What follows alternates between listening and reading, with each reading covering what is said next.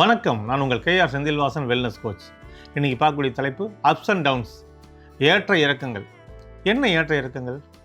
வாழ்க்கையில் நம்ம ஒரே மாதிரியாக வாழ்க்கை போகாது. இறக்கங்கள் இருக்கும், ஏற்றங்கள் இருக்கும், கஷ்டங்கள் இருக்கும், இன்பங்கள் இருக்கும், துன்பங்கள் இருக்கும், எல்லாமே இருக்கும். எல்லாத்தையும் அனுசரித்து தான் போகணும். ஃபார் எக்ஸாம்பிள், இப்போ நீங்கள் ஷேர் மார்க்கெட் எடுத்துங்களேன். ஒரு நாள் ஒரு சில பங்குகள் விலை ஏறும், அடுத்த நாள் இறங்கும். ஆனால் அது நிற்கிறது இல்லை. ஏற்ற இறக்கங்களை சந்திச்சுட்டு தொடர்ந்து பயணம் பண்ணிக்கிட்டு தான் இருக்குது. அதுபோல் ஒரு விவசாயி பாருங்கள், ஒரு முப்பகமும் விளையக்கூடிய ஒரு விவசாயி இந்த ஒரு போகம் ஒரு வெள்ளாமை எடுக்கிறாங்க. அவங்களுடைய பயிர்களுக்கு விலை கிடைக்கல, ரொம்ப நட்டமாகுது. ஆனால் அடுத்த போகம் ஒரு பயிர் வைக்காமல் இருக்காரா? வைக்கிறாரு. அப்போ மும்மடங்கு லாபம் கிடைக்குது.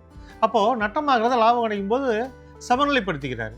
இது மாதிரி தான் எந்த ஒரு தொழிலையும் நாம் டெய்லி லாபத்தை எதிர்நோக்கி பார்க்கக்கூடாது. ஏன்னா டெய்லி லாபம் கிடைக்காது, ஆவரேஜ் தான் பார்க்கணும். இப்போது இன்றைக்கி எனக்கு ப்ரொடக்ஷன் கம்மி, ஒரு 10 நாள் மெஷின் கோளாறு, ப்ரொடக்ஷன் இல்லை. அடுத்த 10 நாள் மிகப்பெரிய மிகப்பெரிய ப்ரொடக்ஷன் ஆகுது, டர்ன் ஆகுது. அப்போ மாதம் என்ன அப்படின்னு தான் பார்க்கணும், வருஷம் என்ன அப்படின்னு தான் பார்க்கணும்.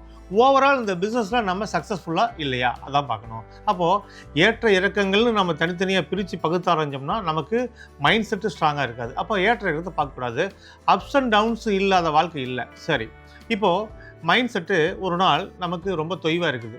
இந்த தொய்வாக இருக்கும்போது நமக்கு என்ன தோணும்னா, என்னடா வாழ்க்கை இது, இப்படி இருக்கிறோமே, நமக்கு மைண்டே சரியில்லையே அப்படின்னு நினைக்கிறோம். ஆனால் அதே அடுத்த நாள் பார்த்தீங்கன்னா அப்படியே சுச்சுவேஷன் மாறும். ரொம்ப சந்தோஷமாக மகிழ்ச்சியாக நமக்கு என்னவோ பெரிய விஷயங்கள்லாம் கிடச்சிருக்கும்.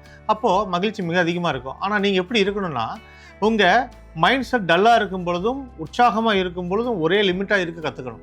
அந்த மாதிரி சமநிலையில் நீங்கள் இருக்க கற்றுக்கிட்டா ஏற்ற இறக்கங்கள் உங்களை எதுவுமே பண்ணாது. அப்போ என்ன பண்ணணும் பாருங்கள், உங்கள் லைஃப்பை செக் பண்ணுங்கள், உங்களுடைய செயல்பாட்டை செக் பண்ணுங்கள். ஏற்ற இறக்கத்தோடு இருக்கிறீங்களா அப்படிங்கிறத பாருங்கள். வாழ்க்கைங்கிறது அதுதான், ஏற்ற இறக்கம் நிறைஞ்சது தான் வாழ்க்கை. இதையெல்லாம் டேலி பண்ணி போனால் தான் சக்ஸஸான லைஃப் கிடைக்கும். ஸோ நீங்கள் பாருங்கள், உங்களை செக் பண்ணுங்கள், நீங்கள் சரியான மனநிலையில் இருக்க கற்றுக்கோங்க.